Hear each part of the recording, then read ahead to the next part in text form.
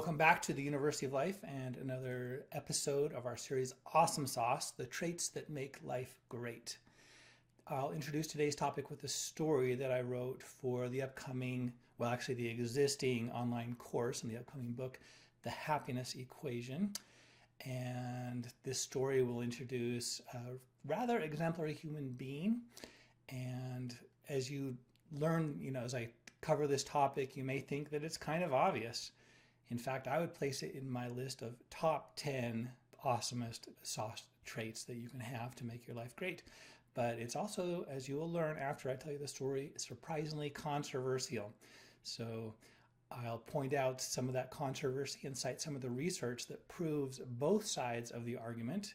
And then you can decide where you land, what your opinion is on this and which way you would rather live your life. So here it is. All summer long, Kirsten and other college neighbors would come with me to the dam. We'd bring our homework, lay blankets on the sand, and read until somebody got tired of studying and shouted, "Last one in's a rotten egg." Then we all flipped our textbooks upside down to save our place, jumped to our feet, ran down the beach, and dove into the lake. It was our only rule, and we had no choice but to obey. One detail I recall when I think of Kirsten was a sticker on her notebook that said, "Think happy thoughts," along with a teary yellow smiley face. It seemed like a motto she took to heart, and I loved her for the way her happy smile and upbeat attitude always brightened my day. As autumn arrived and temperatures cooled, our dam study sessions became less frequent, and only Kirsten and I went for the last one.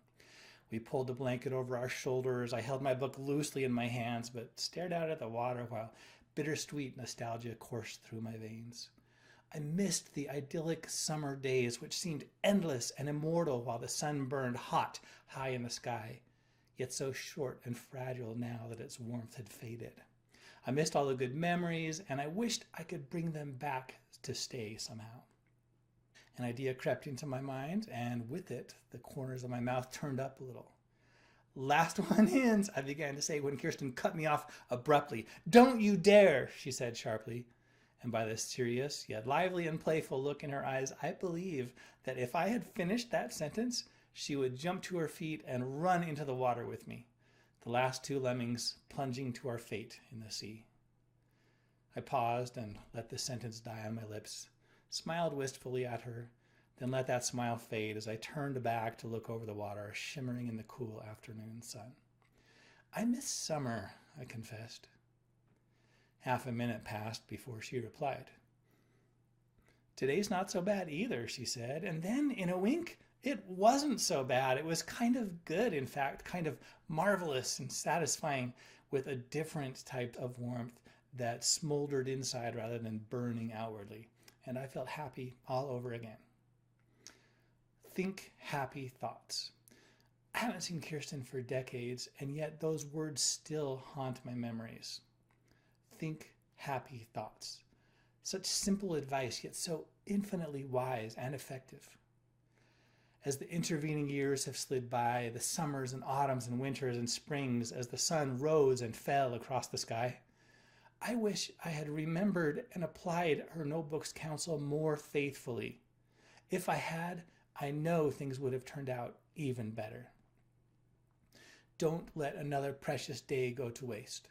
Consciously, doggedly, intentionally, cheerfully, gratefully, humbly, enthusiastically, undyingly, think happy thoughts.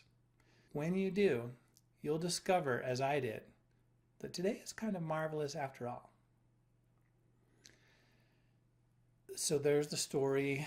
Before I introduce the controversy, because you may be thinking, what on earth can be controversial about that? Being positive, thinking happy thoughts? What could be wrong with it? Well, you're about to find out. But before we do that, let me tell you the homework, because, it's one thing to listen to this and think, yeah, good idea, I'll think happy thoughts, but it's another one to actually implement it in your life and apply it. So here's your homework for that, which we've designed to make it really easy for you, because thinking happy thoughts all the time, that's a lot of work. So let's simplify it down with these 3 homework assignments. Number 1, write down at least 3 happy thoughts that you can use over and over. It could be anything. In fact, I posted this story on our Facebook page, facebook.com/uoflife, And in the comments, I listed 3 sample happy thoughts to get you started. So here they are. Number 1, today is kind of marvelous. And if you look for it, if you scan for that, you're almost guaranteed to find evidence that proves that, yeah, there is some great stuff going on out there in your world. Number 2, this one I surprisingly only thought of this a few years ago. I'm a grown-up, which means I can buy a donut anytime I want. You know, you probably have a lot more freedom than maybe occurs to you, like choosing your thoughts, buying a donut, going to vacation, climbing Machu Picchu. There's a lot of things you could do if you really decided to and set your mind to it. Big things, small things, whatever. And that's freedom. That's got to be a happy thought. Number 3, I have awesome fingerprints and everything I touch becomes a little bit better. So homework number 1, choose your 3 happy thoughts, and then you'll use them here in step number 2, assignment 2. Think each one at least 10 or 20 times per day until they become habit. Your brain will accept anything that you put in there often enough.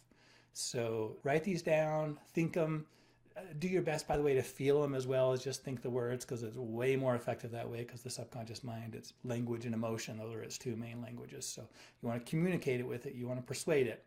Use that emotion. And then assignment number 3, as soon as you notice those thoughts making a difference, as soon as you notice that they brighten your day a little bit, make you a little more hopeful and happy and motivated, then discuss one of those with somebody. This will increase your awareness of it, your appreciation of it, and spread the good ideas to people around you, because if they get more positive as well, hey, it makes it a little easier for your world to turn out more pleasant. All right, let's talk about the controversy. And we've got it handily right here in the Facebook comments. Got a few comments here. A very nice one by Jennifer. Thanks, Jen. Appreciate it. A contribution by Chris. And then we also have one by Alan, which shows the other side of this equation, in which he says, La La Land, and then puts a couple LOL emoticons there. Now, right below that, Facebook, you can click and it says see translation. And if you do that, it changes it from La La Land to the land. And I like the way that sounds. Like, this is the place you want to live, right? Facebook apparently thinks this La La Land is French, right? Ooh la la, what a great place to be. You can design that world. But I don't think that's what Alan intended. I think what he's saying is, you're dreaming. Maybe it's too touchy-feely for him or something. And maybe he's part of the old paradigm, I'm going to call it, like before positive psychology came along and actually studied these things and found out what actually works, where happiness seems to depend, we believed it depended more on your situation. Everyone wants to be rich or famous or popular or beautiful, attractive. And if they just had those things, a vacation, 8 hours of sleep in a night, then I'd be happy. Okay, there's some truth to that. As one of the videos in the Happiness Equation online course points out, I'm walking down the beach in Clearwater, Florida, beautiful beach, and we do a little experiment and find out that, yeah, sure enough, your environment, those external things, they certainly do, they can contribute to happiness. But that's only a small fraction compared to what's inside. So thank you, Martin Seligman, for a couple decades now of positive psychology, where we studied and realized that if you wait for outcomes to make you happy, it's likely not going to happen. You reach your goal, you push the goal further down the road. Whereas if you do these habits to make you happy and awesome now, then not only do your outcomes come better, and you'll probably reach your goals faster and better, but you get to enjoy the rewards of them now. You don't have to wait, and you can be positive even in difficult times. So there's the controversy, and I'm obviously on one side. I think that's evident. Alan's a little bit on the other side. But you know what? That's not the whole story, because there's also scientific evidence that supports Alan's point of view. So let me introduce John Gottman. You've probably heard his name, the Gottman Institute. Really insightful, extremely useful information, data about what makes relationships succeed or fail. This does not have to be a romantic relationship. It can be family, neighbors, friends, work, teammates, whatever.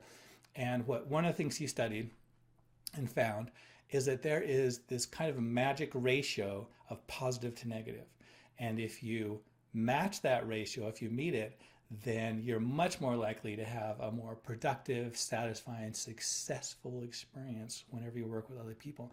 And that ratio is 1 to 5. So for every one negative that you throw out there, even if it's constructive criticism, if you'll add 5 positives into the mix, and hopefully genuine ones, then you're going to have that magic ratio that makes things work a lot better. So there's some more evidence for the fact that, hey, positive thinking, positive outlooks work. They change the outcomes. They shape your world. They make reality. But the same research, I didn't find this on Gottman's webpage just now, but I learned this years ago, says that you can take things too far. And there's a ratio where if you pass it, it stops working. And that ratio is 1 to 13. So if you have 1 negative and then more than 13 positives, people will begin to just brush that off as unrealistic. Have you seen The Matrix, the first one, where they say they create this fake world for people to kind of live in, but we all rejected it because it was too good. We just couldn't believe it. Well, that's kind of matches the situation. It just becomes, that's La La Land. That's like unrealistic. You may know people like that. I know a couple who are just so positive and upbeat all the time that when they pay you a compliment, it probably doesn't sink in quite as deep as when other people say it, because you're like, oh, you say that about everyone. Now, in this case, by the way, these friends are so loving, so sincere, that they get away with a lot. And they care, it's real. And so I'm not criticizing them all, and I don't wish they would change. But I just want you to know the science of it so you can design your life and not maybe go overboard and make it less effective than it might otherwise be. So you see, we all have common ground with Alan on both sides.